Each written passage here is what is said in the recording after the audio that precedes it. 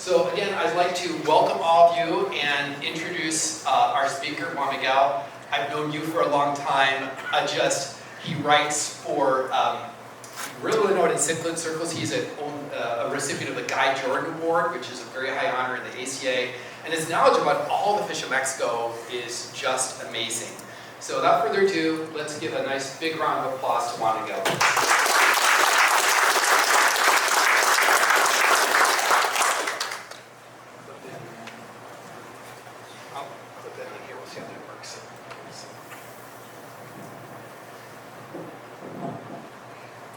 Please stand by.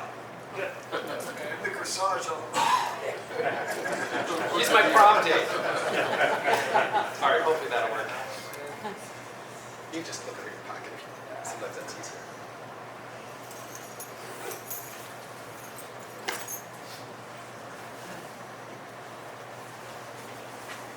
Hello? Hello. Hello. Thank you for having me. This talk is going to be about the Swordtails, Xiphophorus, species from the Pánuco River system.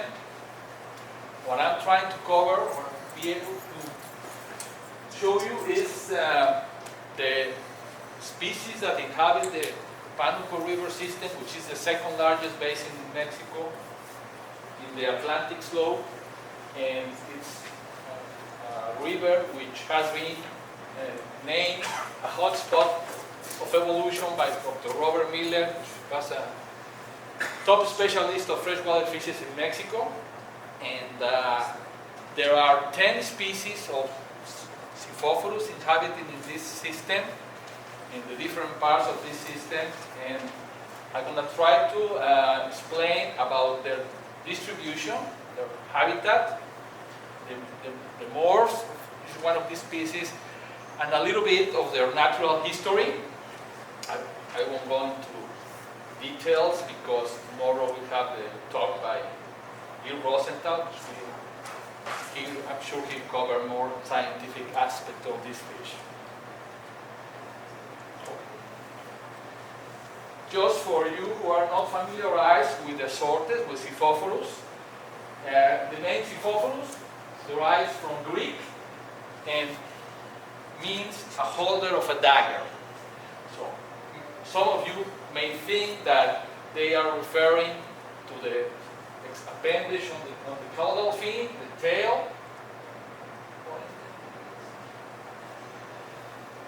But it's not.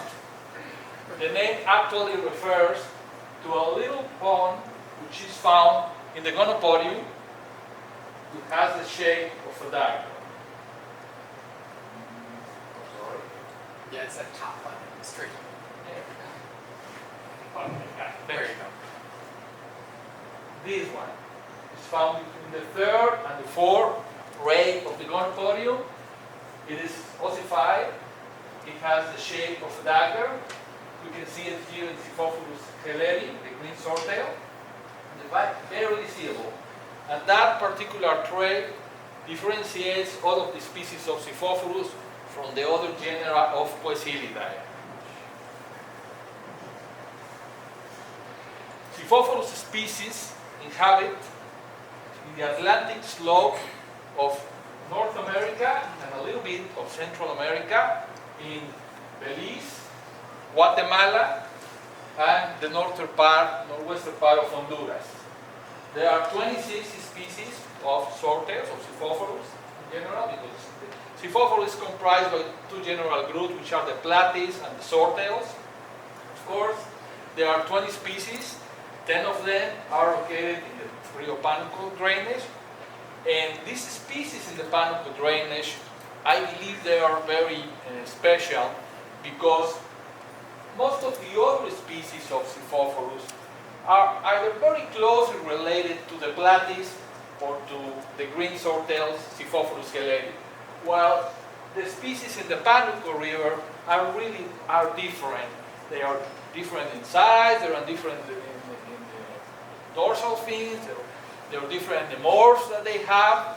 They're polymorphic, most of them, and they show different type of males, which regularly don't see in the other species of Xiphophorus which inhabit in the south.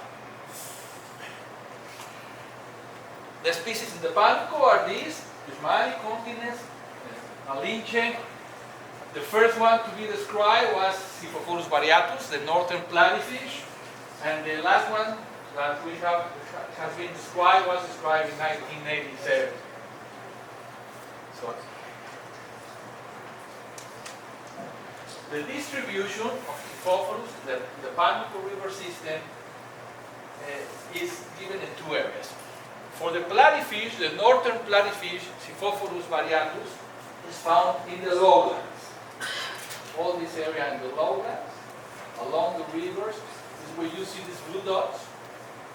They represent certified collecting points for Xiphophorus variatus, the platyfish. The rest of the Xiphophorus, the 9 other species, the swordtails, the Pánuco River drainage, are found in the interface between the mountains and the flatlands. They do not live at very high altitudes, but they also don't live in the flatlands, where the rivers already start losing their speed, they start losing their oxygen content a little bit, and they inhabit particularly in just the interface. This is the Pánuco River drainage. And the Pánuco River drainage is a big drainage. There's over 90 species of fish which inhabit in this system. And it's distributed, it's separated in 3 areas. The central plateau, which are areas about 2,000 meters over sea level. There are areas normally of cold water rivers.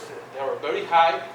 Then we have a second area in the middle part, which is the mountains of the Sierra Madre Oriental, which is a big change of mountains. And then we have the lowlands. Xiphophorus, as I said, are found in the interface between the mountains and the flatlands. Okay.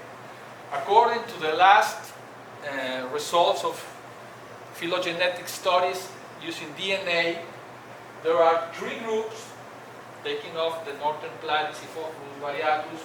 There are 3 groups of species for the Pánuco River drainage. And this is based on nuclear DNA. The same study presents another relationship which is based in mitochondrial DNA. But since several of these species have had a lot of hybridization over the years, probably the most accurate phylogenetic tree is that which is based in nuclear DNA. And in this study, the 3 groups are comprised by one of them, the oldest one, which is the basal. Most of the other species are younger lineages which have are descendant of these 3 species, or an ancient form of these 3 species, which is Malinche, Usmani, and Cortesi. Then we have 2 other groups, which are Pygmeus, Nigrensis, and Multilineatus, which are closely related. And then we have another one, which is Nezahualcoyotus, Montezuma, and Continens, another group of closely related species. And this is important to understand because we normally see that Xiphophorus in the Pánuco, they may inhabit together. And then we will wonder why they do not hybridize all the time. And one of the reasons, not the only one, but one of the reasons is because they belong to different groups. They are actually a little bit isolated in evolution and phylogenetic terms. The swordtails inhabit in the rivers, always with very high oxygenation, very high density of oxygen. They found also in creeks and sometimes in spring. But they are regularly found in fast-flowing water or moderately flowing water. You don't find normally Xiphophorus of the swordtail group in stagnant water or very slow-flowing water. As I said, in the lowlands you cannot find them because it's not the proper habitat. They are regularly found in this interface where the water is not too cold, but they have enough oxygenation and there's enough flow. The substrate you find them is generally sand, gravel, rocks, sometimes silt, but many times you find substrate of gravel and rock in this habitat, in these areas. They're normally found with vegetation, but they can also be found without vegetation. And when they're found vegetation, some of the examples, these are not the only plants that are found with them, but you find Ceratophyllum, Myriophyllum, Potamogeton, Banisneria, other species of plants. There is quite a variety of species of aquatic plants in the Pánuco drainage, or sometimes just no plants at all. The water is regularly alkaline, from neutral to alkaline. There's no areas where they have it that I know of where the water is acidic. They're regularly found from neutral to alkaline water, in water which is hard, very hard. The reason is because all of these mountains were the seabed 20 million years ago. They were part of the seabed, and the volcanic activity made them rise, and all these mountains are regularly of calcareous rock. So the water is normally very, very hard, or sometimes are not so hard, but always there's going to be a certain degree of hardness in the water where these fish inhabit. And the temperature range goes between 20 to 26, which is 68 to 79. So it's not too cold, but it's also not too warm. These fish like to live in a very, very narrow range of temperatures. Some of the examples of habitats are shown in this picture. We have several examples. You can see most of these rivers are clear water rivers, mountain rivers, water flows. Some larger rivers with a lot of oxygen content. The water is regularly clear or very, very clear, crystal clear in many occasions. These are all habitats in the Pánuco drainage where you can find the Siphophorus. So I'm going to tell you first about the distribution and the forms of the group related to the oldest lineage of Siphophorus in the Pánuco, which is the Siphophorus malinche. In this group, as I mentioned before, we have three species. We have Siphophorus malinche, supposedly the oldest lineage according to the latest phylogenetic studies. And then we have Siphophorus fishmani and Siphophorus cortesi. Siphophorus malinche was described in 1990. It inhabits this little area of the Pánuco drainage. It is known as the highland swordtail because this is the swordtail that inhabits the most highland areas of the group of Pánuco swordtails. The etymology of this name is given after Malinche. Some of the names, if you were wondering, the names of these species are all related to characters of the conquest of Mexico in the 1500s and 1400s. And there are several of the historical characters were taken, their names, to name the species. And this particular species, Malinche, is named after one of them. They grow 6 centimeters without the tail and 7.5 centimeters with the sword. They are very small species. It's a small species of Siphophorus. There are different pictures of them. And inhabit, as all of the other species, in shallow creeks or little rivers in the mountains, in the southern part of the Pánuco River drainage. The particular habitat is here, particular distribution. As I said, it's our certified points of collection of this particular species. It is found, as you can see, this is the Pánuco drainage. It is found in the southern part. basically in the interface but in the mountains. This is the species of repeat, which is found in the higher areas of the group that inhabit the Pánuco. There, Rio Claro, Naomi, we have the habitat of this particular species.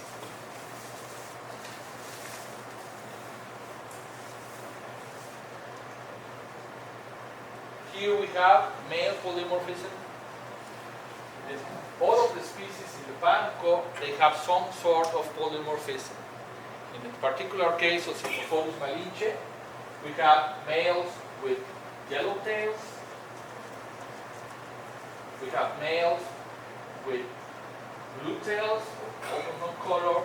We have what we call the sneaker males, which are also males that resemble females or that not stand a dominant position in the groups.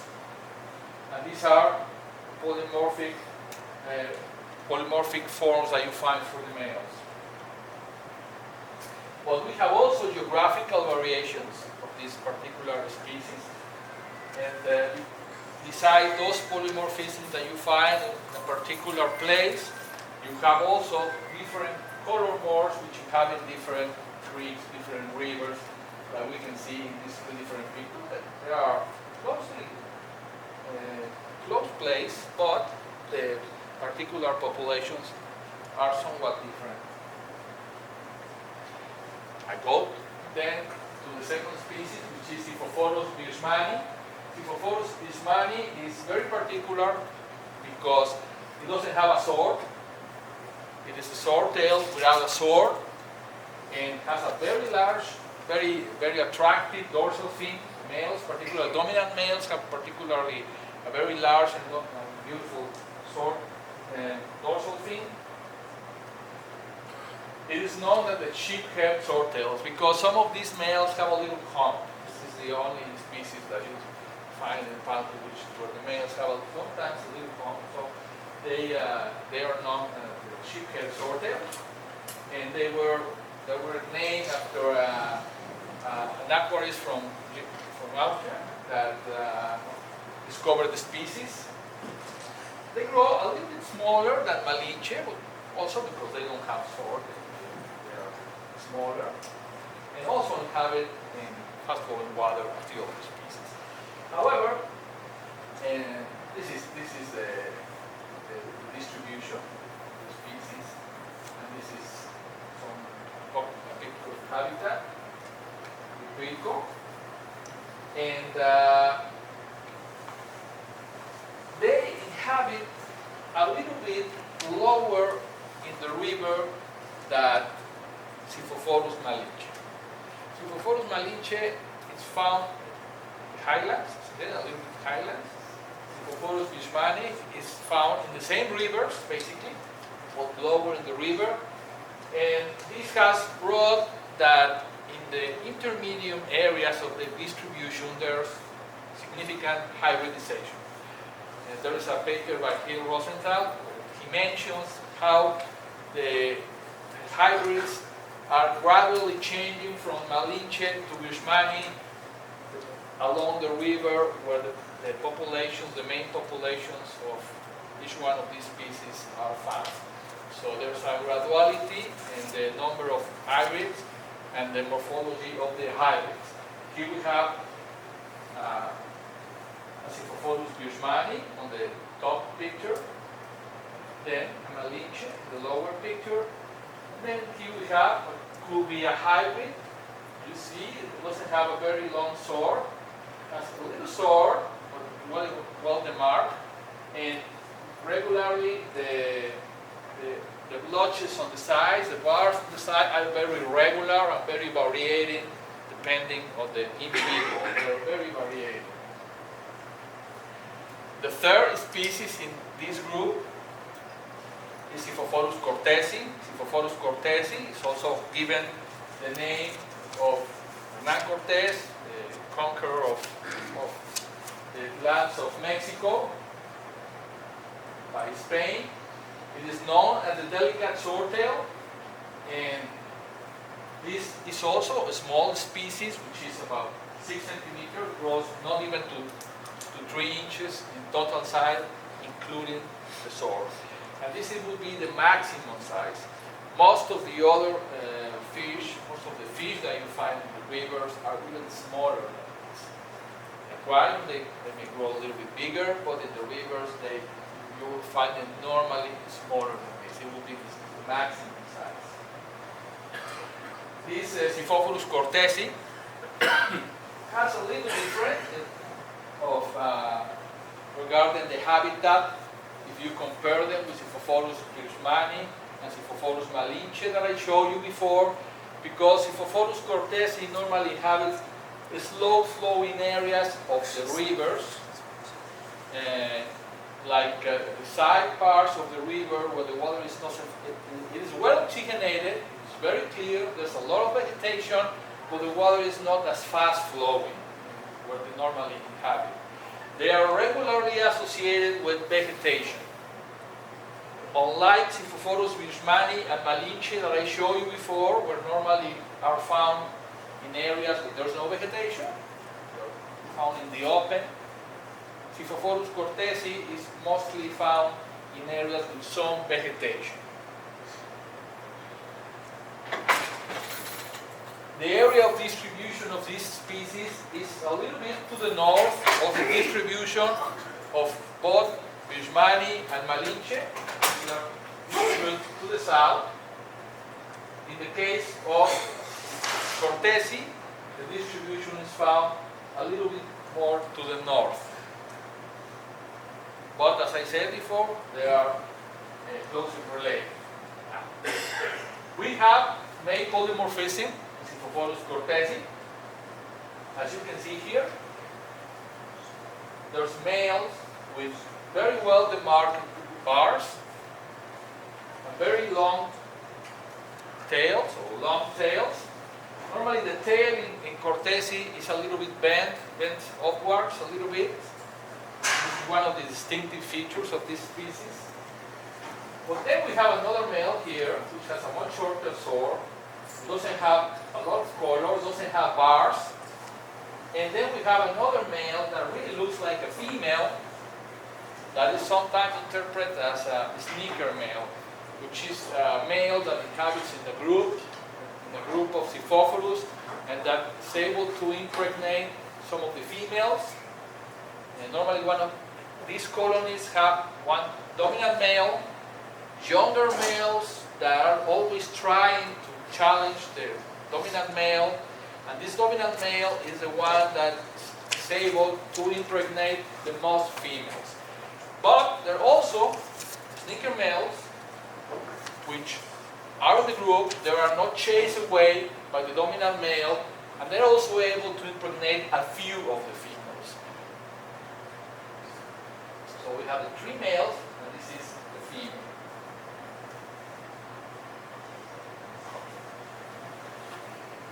Now, I pass to the second group. The second group is the Siphophorus pygmeus group. There are 3 different species. And in this group, we have Siphophorus pygmeus, which is a very small swordtail. The name says it all. It's named because of the pygmeus from Amazonas. Then we have Siphophorus nigrensis and Siphophorus multilineatus, 2 very closely related species. So we have these 3 species. They are very restricted in their distributions.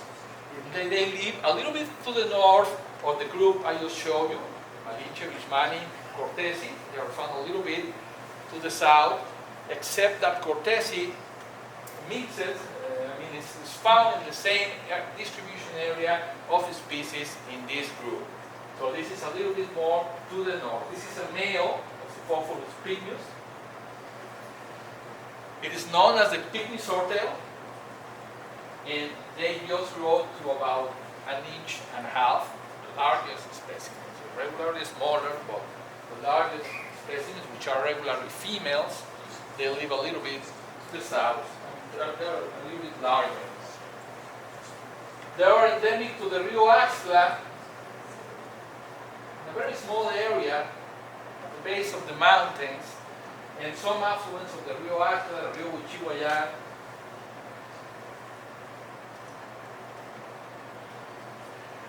There is color polymorphism in this particular species. This is a very well marked color polymorphism. And we have the normal color males, which are a little bluish, and then we have golden males. And this polymorphism, although not so often, it also develops in females. There's also blue females, there's also yellow females in this particular species. Blue males are a lot more abundant in the wild, but the groups, the territories, they are normally leaded, the dominant male in the territories is normally a gold male. And there are quite fewer gold males than blue. That may be because as they are brighter, they're probably more prone to predation. When you keep this fish in an aquarium, after a while you will start noticing that if you have a gold male, you will start having more and more gold males. So the gold males are going to start reproducing, and you're going to start having a lot of gold males. However, in the wild this is not the case, but as I said, they're brighter, so they're probably more prone to predation. And they have it together. Okay, this is a habitat, Rio Huichihuayán, where you find this species, and they live in sympatry. They live in sympatry with two other species which belong to different groups, the Siphophorus clay, which is Siphophorus cortesi, I showed you before, they live together, and Siphophorus variatus. The three of them live together. And up to now, as far as I know, there's no a single hybrid that has been found.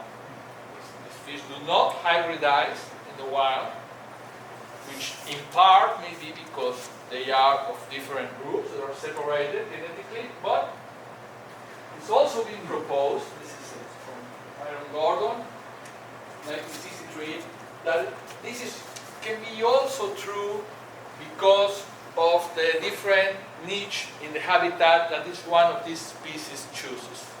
For example, pygmies is found in the vegetated areas where the flow of the water is stronger, and this is supposed to be the Rio Axla. And the Rio Axla is about 4 or 5 meters deep, and here they're pointing the distribution of the swordtails to just the shallow areas where the current is stronger. But in fact, if you go to a little bit shallower rivers, like Rio Huichihuayán, which is just 2 meters deep, 1.5 meters deep, you found that Siphophorus pygmeus is found all over the fast-flowing areas, even in the deeper areas, as far as it doesn't go to 4 meters, because there's food probably.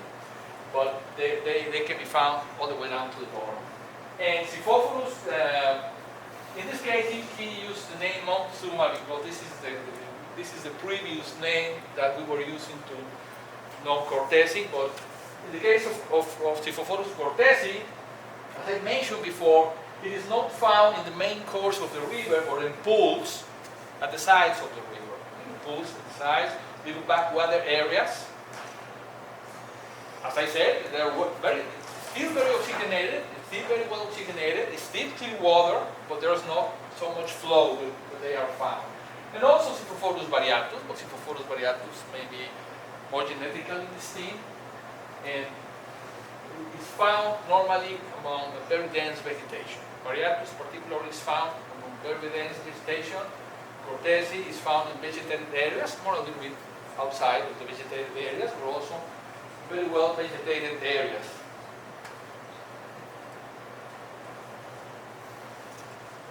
A second species in this Siphophorus pygmeus 3-species group is Siphophorus nigrensis.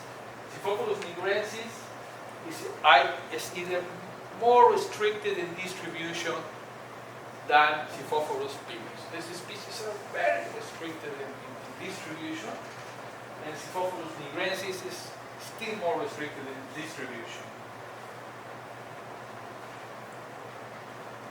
the name of this species refers, nigrensis, is black sword, and it refers to the lower margin of the sword of the males, which is black. It's also a small species in 6 centimeters, which is bigger than Siphophorus pignus, of course, but still very small fish. It just inhabits in the Rio Choi, the Rio Koi. The Rio Koi and the Nigrensis, the Rio Choi. And it's a small river, and this river just flows for about 2 kilometers from the spring, or 3 kilometers from the spring, and below that point, this species starts to disappear.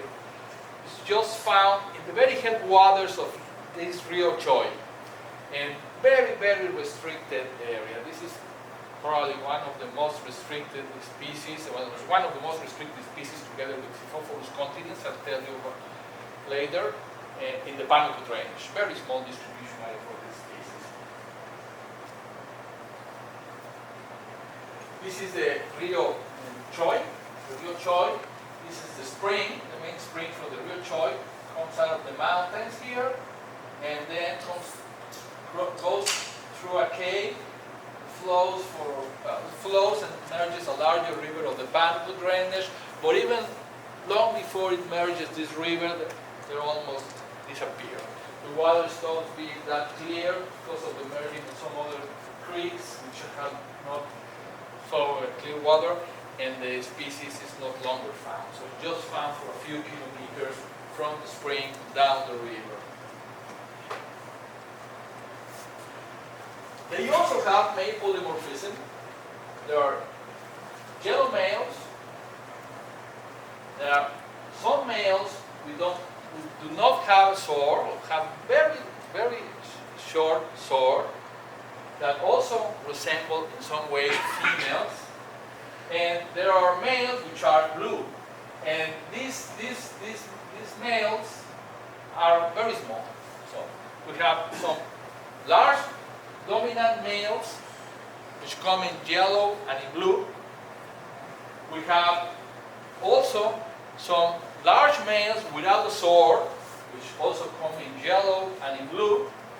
And we have very small males with small sword, which are referred to as sneaker males as well, which also come in yellow and in blue. And the females are always the same. In fact, I once made an experiment that I put males of different forms with females, and after a while, they were breeding and growing the babies. I never got a male of a different form of the male that was a parent of the babies. So if I put just large males with females, after a while, they were just large males.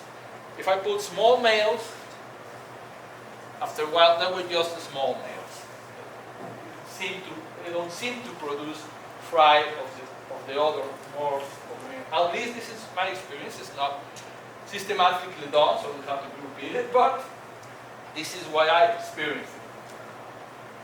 Besides this polymorphism, as I said, each one of them comes in blue and in yellow. The three of them. And it is the same situation that with Siphophorus pignus.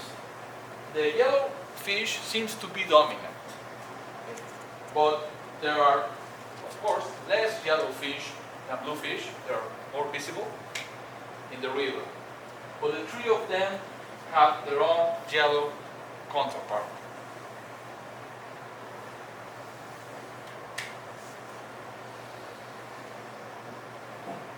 Then we have Siphophorus multilineatus. Siphophorus multilineatus, it's very closely related to Siphophorus nigrensis. They're also found, their distributions are small for each one of the species, smaller for nigrensis than for multilineatus. And, but they are close to each other. They are geographically separated, they cannot mix, but the distributions are found close.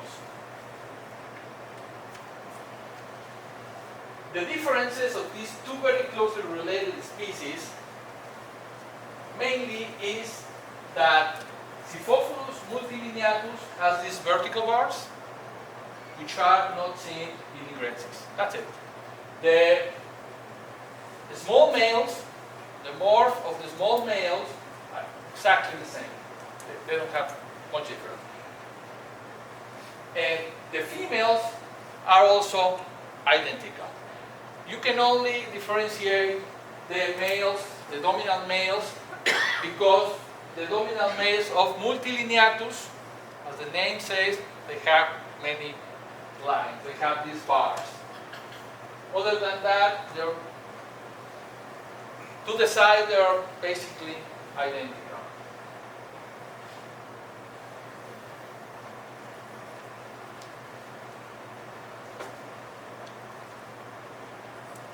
Okay.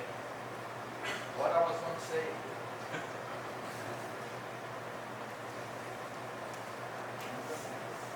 Oh yes, the distributions.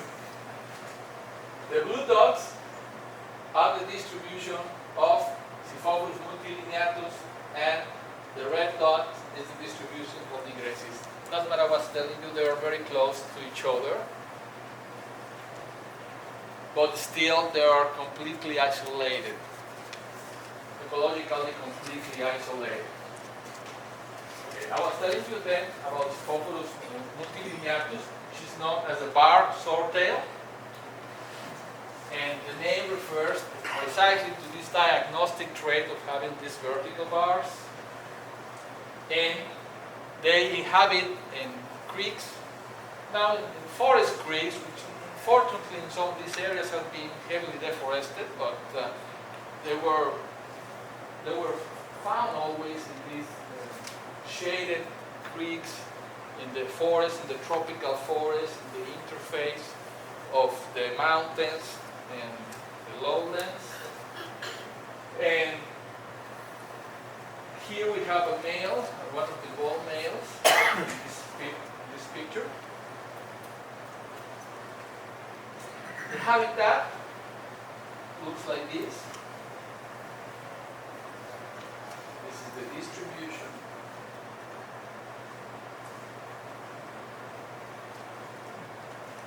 And they also have polymorphism. They have three males, just as the ingrensis. They have the three males, which is the large dominant male, which also comes with blue tail and the yellow tail. We have this other large male, which with no sword, would be a sneaker male. And then we have a very small male with a short tail, with a shorter tail, a shorter appendage, a shorter sword, which are also found, the three of them together, in every one of the groups. These fish are very social. They have groups of a few males, one dominant male, a few of the other males, and many, many females, probably hundreds of females in some cases, and they are regularly found just in the same place. They do not move much. They stay always in the same area. And that's the female. And as I said, the color polymorphism goes from being blue to being yellow, and from having blue tails and yellow tails, blue swords and yellow swords. This is a polymorphism that you find in this particular species. The sympatry of this fish is that it is found sometimes with Xiphophilus cortesi and with Xiphophilus variatus. Again, Xiphophilus cortesi chooses the shallower areas, little side pools, little side backwaters, and Xiphophilus multilineatus is found in the main course of the river.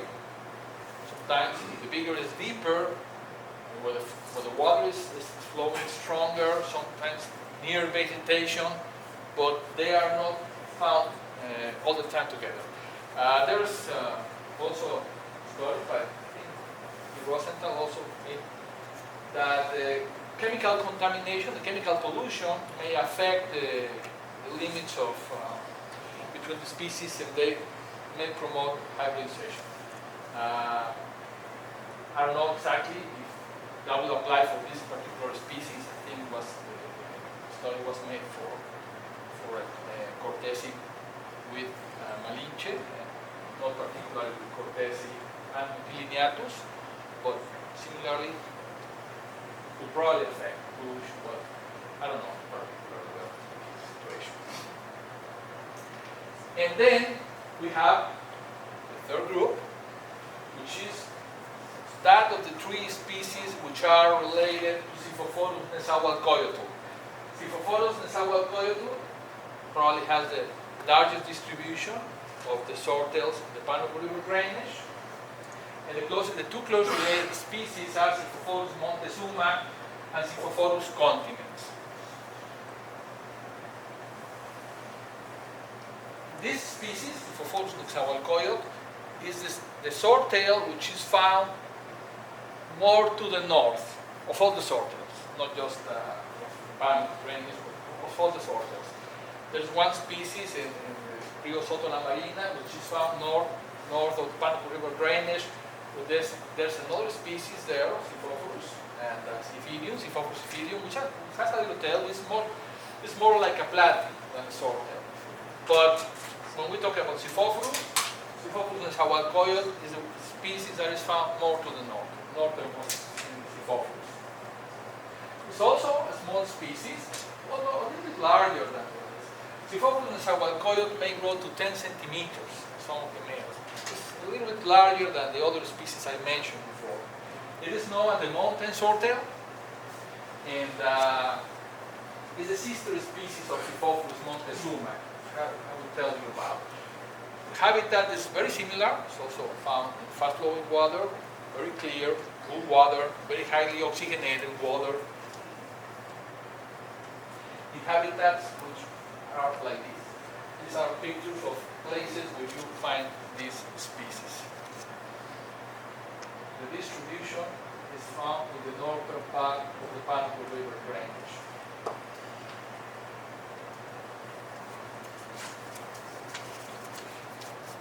Also named after one character of the conquest of Mexico.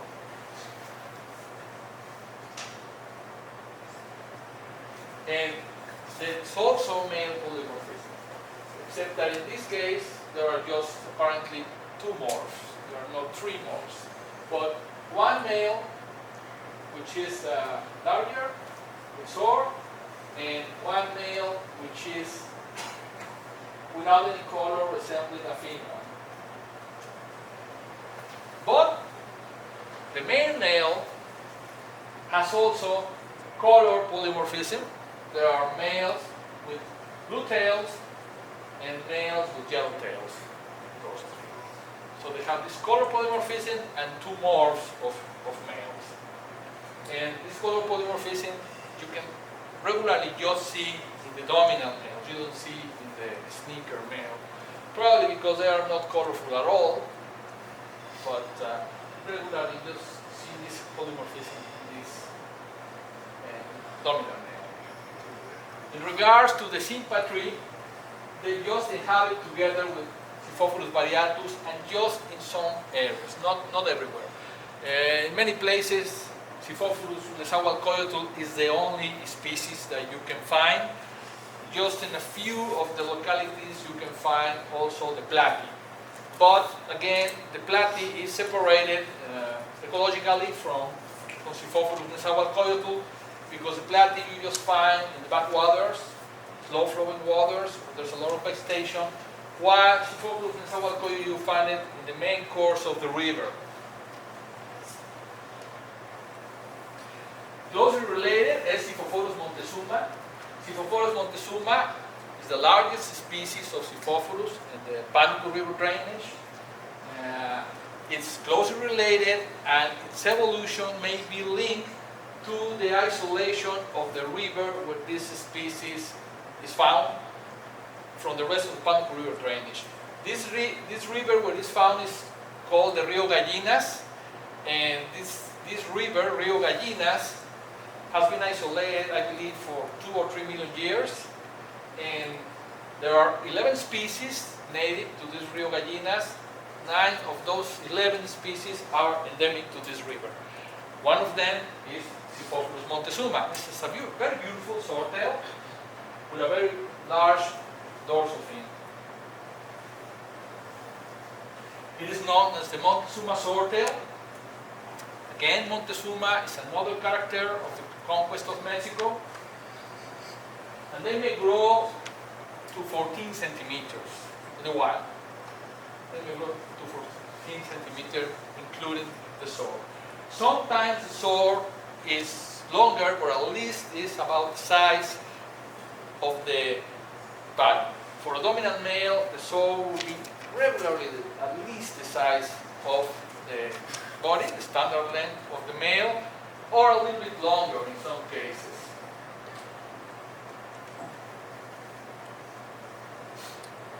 As I mentioned, distribution is isolated to one or two rivers, which are very close to each other, and these two rivers flow into the main Rio Campadon, Pánuco, and separated by big waterfalls that prevent their distribution lower in the river or other species inhabiting lower to go above distribution. In regards to the polymorphism, there's just color polymorphism with males which are bluer than other males, but I haven't been able particularly to really demark geographical variations, because I see in the literature that many people, I have Siphophilus montezuma this and Siphophilus montezuma that. I have personally not been able to replicate these results that say that one particular population is really distinct enough from the other, so I can tell, yes, this is this population and this is the other population.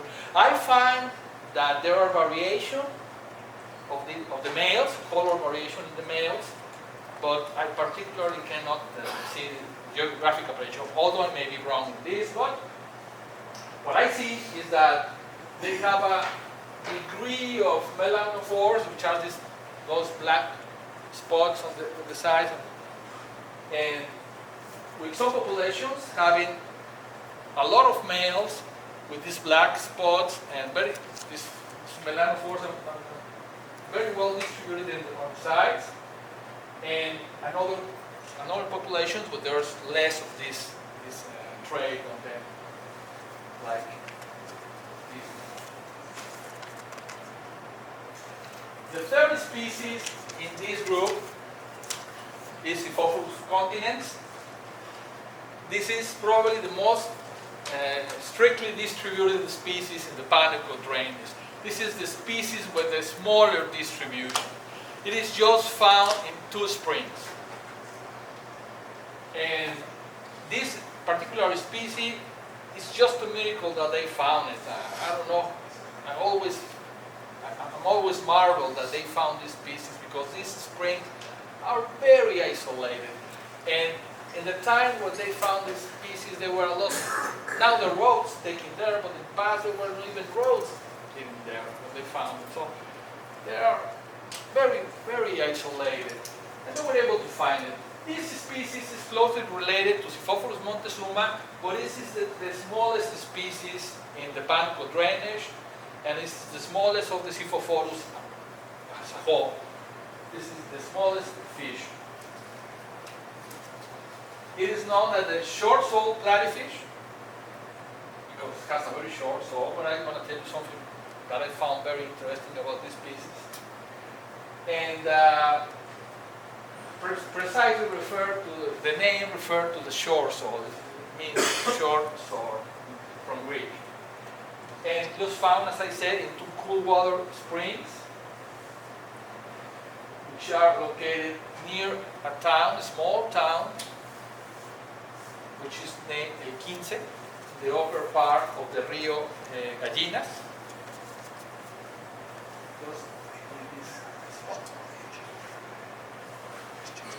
It is found sympatrically with Xiphophorus montezuma.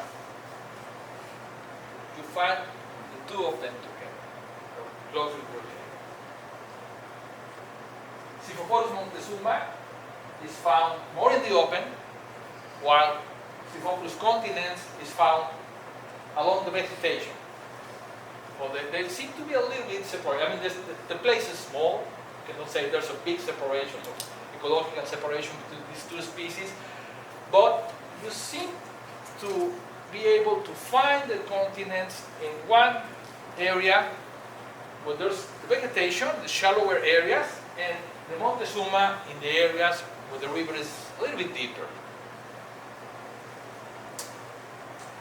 The thing is that this Xiphophorus, which is also very difficult sometimes to differentiate from Xiphophorus montezuma, there are two main traits. The diagnosis for this species refers to this zigzag bar, which is also found in the females of Xiphophorus montezuma, but is very well marked in Xiphophorus continens. So this is the main diagnosis given at the description of this species. I also find that this dark area in the posterior part of the body, the lower posterior part of the body, is a lot more marked in Xiphophorus continens than it is in Xiphophorus montezuma. In fact, Xiphophorus montezuma males don't have it. Just the females have a little bit darker, but the Xiphophorus continens is a lot more marked. However, every single male, the wild male that I bring home, I don't know if any of you have replicated this, but they turn into this. It's not like the Xiphophorus montezuma, because this little male doesn't have the same sword than Xiphophorus montezuma. I mean, the same dorsal fin, it's a different dorsal fin. This is much smaller. It's just 5 centimeters in total, and no matter how many males I bring, and after several years, they turn into this. But in the spring, I never see a male like this. I just see Montezuma or continents, small forms. It's just in the aquarium that they start getting dominant and they become into this. Probably. They cannot probably in the wild get enough dominance to compete with the Montezuma animal. And the platyfish group is just one species, which is widely distributed in the Pánuco, which is Xiphophorus variatus. You can see all these dots. You can find it. It's not just found in the Pánuco. It's found from Punta del Moro, from Veracruz, all the way up Rio Soto La Marina in the lower parts. It's very variable, as the name says. It's a variable platyfish. Type locality is, however, in the center of the Pánuco, valles. And it has a tremendous variation in colors, but it has the trait that you find in most of the platies, which is that the polymorphism in the males is given by males which have one large spot at the base of the caudal fin, two black spots, although this one is a little bit lighter here, but regularly they're very well marked, these two spots, and the crescent males, which have this crescent-shaped black bar, curved black bar at the base of the caudal fin. So you find in every population of the platyfish, not just of the variatus, but the other species that are found there, like Xiphidium, even Maculatus in the south, you find this particular variation of the males, and the females too. Also is found in the females variation. Okay. Now I'll say a little bit of about the natural history of these 10 species of Xiphophorus. They are very social, and as I said, they have territories. Some of the species, they have fixed territories where the male, a dominant male, rules. Younger males challenge him all the time to try to take his position, most of the time successfully, of course. And with other males of the different morphs, either color morphs or polymorphic males, inhabit in lesser numbers. And there are regularly from 100 to 200 females, depending on the species. Some species or some groups have less females than others, but there are regularly many females in these territories. Some of the species, like Montezuma, they don't seem to have a fixed territory, but they just move the territory as the male moves. So the male moves in the river and all the females come behind him. And there are no other males in Montezuma, as I said before. Just there is variations of color. There's just one type of male. But they seem to have moving territories, while the other species seem to have fixed territories. Seems to be, because I haven't made any scientific study about this. This is what I have observed. Okay?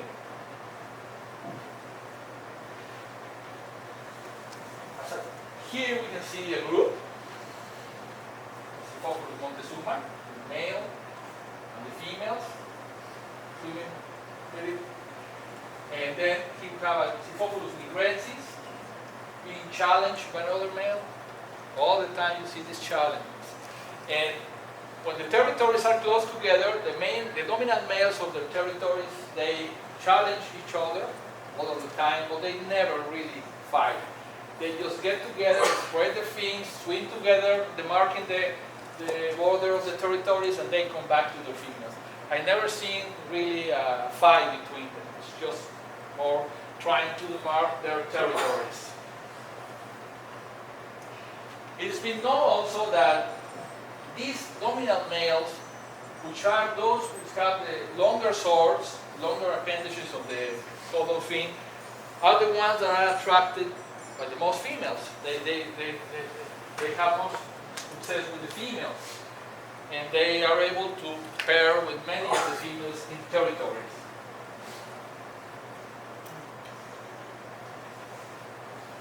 About the food.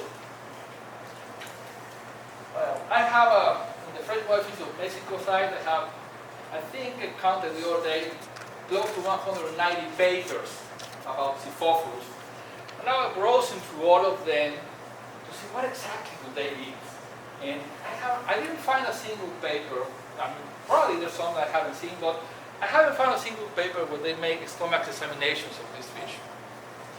I have observed it for a long time, and I believe that they eat organic detritus. So, because they have two rows of teeth. The first row is pointed teeth to grab, and they have another row of teeth which is like a comb. And they just seem to project into the floor, into the rock, and grab, and then comb it. But I won't say that they eat on periphytum, because the mollies eat on periphytum, the philias, they eat periphytum. But they eat algae, but they don't eat algae and they don't eat periphytum, because they also do this in the silt, in the silty area. They don't just do it in hard surfaces, but also soft surfaces. So it is my belief that they eat organic detritus mainly. I mean, there will be some associated foods, but that they mainly eat organic detritus. In each one of these pictures, you can see a different species which is doing the behavior I just told you about. They are just picking on the surface. Some of the surfaces are hard surfaces, some of the surfaces are soft surfaces, and apparently this is what they eat mainly, organic detritus. They may have associated food, but I believe this is what it is. About breeding, I made this little table. This table was developed from aquarium observations, not mine, other persons' aquarium observations. And it tells you the gestation period for a female of each one of the different species, and the number of fry that you can expect, which depends on the size of the female, of course. the number of fry that you can expect for each one of the species. So we have species like Xiphophilus pygmeus, which produce from 3 to 10 fry, but I have to say that Xiphophilus pygmeus inhabits in the current, and this is a small fish, so the fry normally go a little large enough to cope with a little bit of the current. And we also have some species like Xiphophilus variatus, the platyfish, which range fry from 30 to 100. So there's a lot of variation in the number of fry each one of these species produces. The temperature when they were found, I also did a little bit of research and I checked my measurement, my personal measurements of each one of the sites, and this is the temperature range that I have been able to do research for each one of the species, and also the pH. The pH also is about collecting effort by some people, and by me too. I gathered the observations, and I found that this is mostly their range. As you can see, they mostly are found in alkaline water.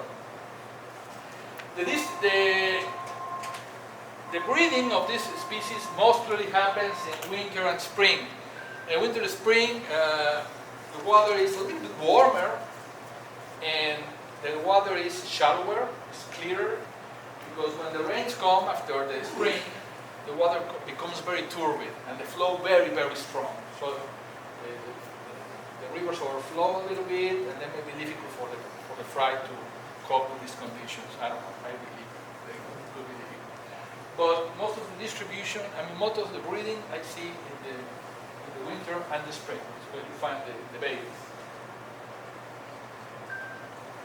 The associations of Xiphophilus, in the family Poecilidae, you find these Xiphophilus together with basically 4 species, which is Gambusia vittata, Gambusia regani, Poecilia mexicana, and Pseudoxiphophorus dionesi. You find these 4 species of Poecilids inhabiting with the species of Xiphophilus, I told you. Just these 4 species, basically. And they don't seem really to interact much. They just regularly ignore. Although I wouldn't be surprised if Pseudoxiphophorus dionesi will be a predator of the fry of the Xiphophilus. I don't have data of this, but Xiphophilus dionesi is a very efficient predator, so I will not be surprised if this happens. Other families inhabited with Xiphophilus are found in this table. We have Atherinis, Asianax mexicanus, cichlids, which feed on Xiphophilus, certainly. Gobies, Aguaustas ajica.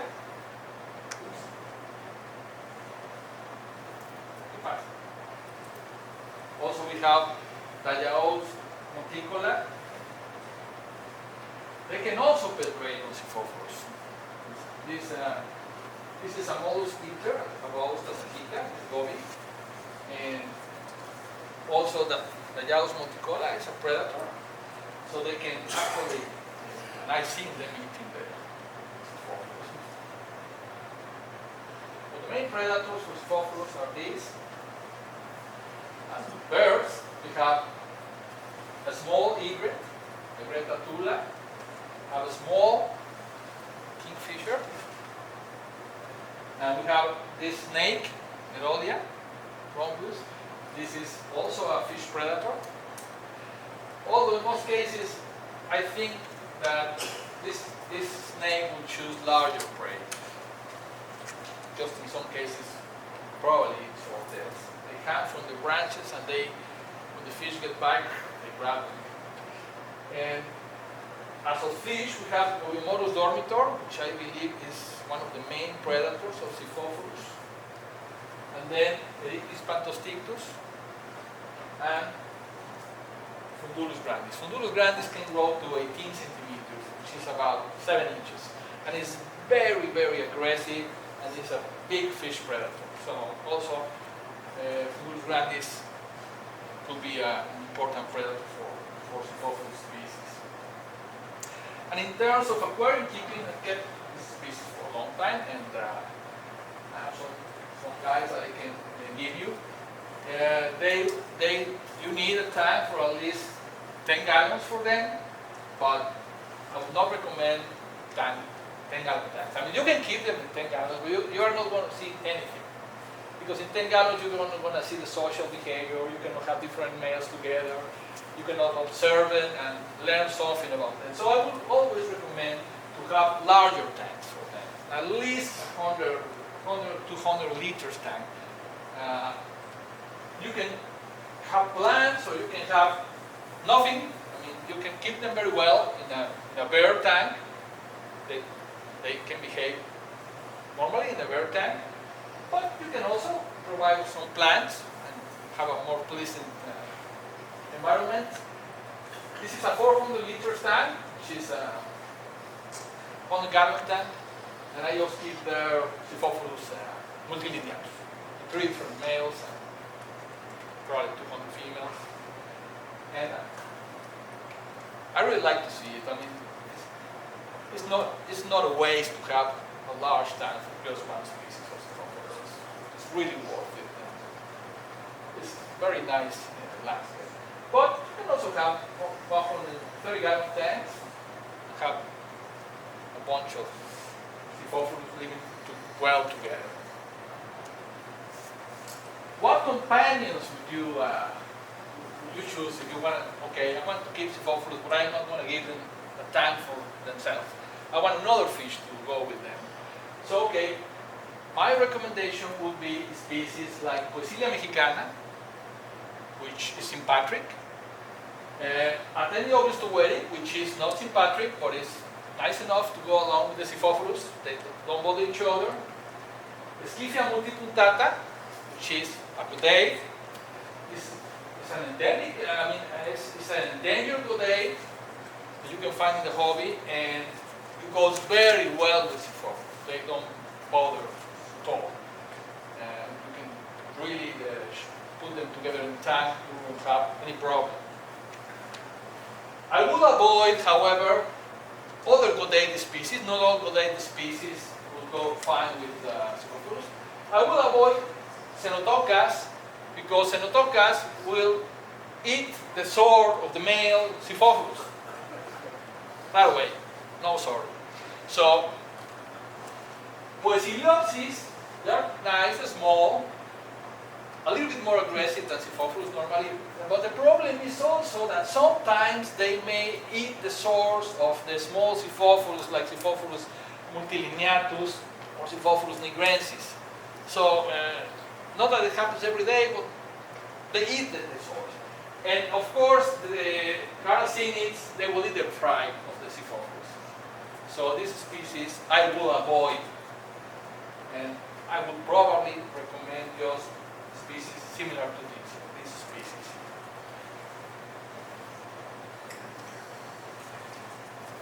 The conditions, how to keep them will be, well, the water. You already saw the pictures where these fish come from, and so you know that they are pristine conditions. They come from areas with a narrow range in temperature and very well oxygenated, no chemical pollution, no biological pollution. The waters are pristine. So you need to have those conditions in your aquarium if you want these fish to prosper. You want these fish to look like they look in the wild. The temperature range, 20 to 28 Celsius, 72 to 82. Do not keep them outside this range for a very long time. And if you have to keep them outside of this range, you can do it, but try to avoid to keep this fish for more than a few days outside of this range. Oxygenation, of course, necessary, and water changes are important to prevent bacterial diseases, and as I mentioned, well, you're not going to keep different species of Xiphophilus because they may hybridize in the aquarium. In the aquarium, they actually hybridize. Even if they don't in the wild, they do hybridize in the aquarium. Those species I told you they never hybridize in the natural habitat, they do in the aquarium. They do hybridize. So don't keep this together in the case. What do you feed them? Well, you can easily feed them any aquarium food. They are very gluttonous. They are very small, innocent looking, but they really eat a lot. And you can feed them Artemian algae, Daphnia, vegetable flakes. They really are gluttonous. And with this I finish the presentation.